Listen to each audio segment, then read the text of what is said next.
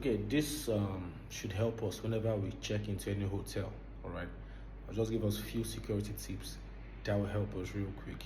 Number one, the obvious one: shut your door properly and make sure it is locked. All right, it doesn't matter if it's in the daytime or in the night. Once you are in, shut that door. That is number one. Shut it properly with a key and with any extra lock that is there. Number two, get any form of metal that you can find and place it upon the door handle. The reason for this is if anybody tries to open the door from outside, the metals will fall on the ground and make very loud sound that will draw your attention. For me, I used some cutlery I found in the kitchen. Yeah, so whatever metal, it could be a metal cup, you just hook it on the door handle and then add whatever so that it will be very loud. All right, these two will help so that whatever it is, because sometimes they might try to open the door and you might not hear them if there is nothing placed on the door handle and they go. But once there's something placed on the door handle, you try opening the door, it will fall.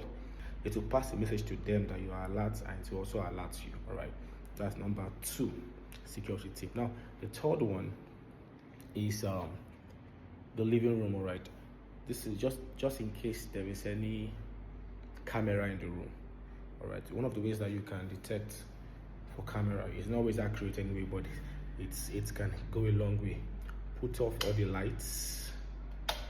Yes, you can't see me. And then turn on your camera. Scan around the house. All right, then put on the light back.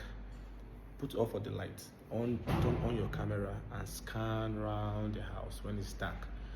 If there's a camera around, you see reflections like a red light or something, especially if the red light is blinking. Now if it's not blinking, it might just be something else, but if it's blinking 90 times out of 100, it's a camera. Now the fifth, right, or the fourth tip is to check the chairs. And the way you do this is the angles of the chairs like this. Put your hands around them to check for anything illegal. All right, anything that can, just check for whatever you can find there, because sometimes it can place gadgets that can record your conversations in those chairs. All right, so you check for them to be sure.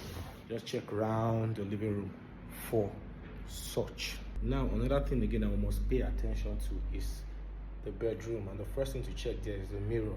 You can stand in front of a mirror, see your reflection, but that doesn't mean that they can't see from the other side. We can have people at the other side of the mirror seeing everything you are doing in the room, but you won't see them. All right, now there are different ways to check for this hidden compartments at the other side of the mirror, but one of the ways to do it is get a torch. All right, flash into the mirror. If it's a proper mirror, the torch will reflect back. All right, so you see the reflection maybe somewhere behind you or on you, like you're standing directly in front of the torch. But if it's a see-through mirror, the light of the torch will not reflect back, it will just go through, and that is an indication that this is not a proper mirror. And the other thing to do, try to shift the mirror and see whether the mirror would move. If it does move, then there's a probability there's a pathway behind that mirror. But if it doesn't move and it appears to be fixed, then you might not have any problem. The next thing to do is the wardrobe. All right, go to the wardrobe and check the back of the wardrobe. And use your hands to hit it like this. Use your hands to hit the back of the wardrobe like this. If you feel any sound, like any form of hollowness coming from the sound, just know that there's a probability that there is a hole at the back. All right, and it might be a pathway. Also check the floors of the wardrobe.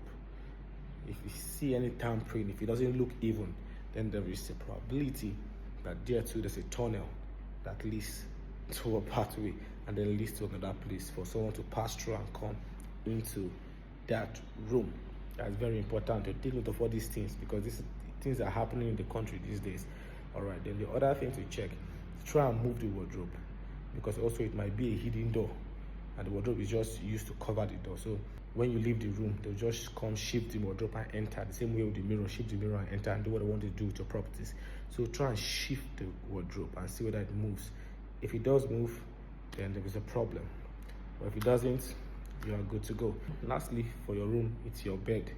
Always check under the bed before you rest. Before you take that deep breath and say, I'm in a hotel, check under the bed. Because sometimes some hotels are known to be very notorious.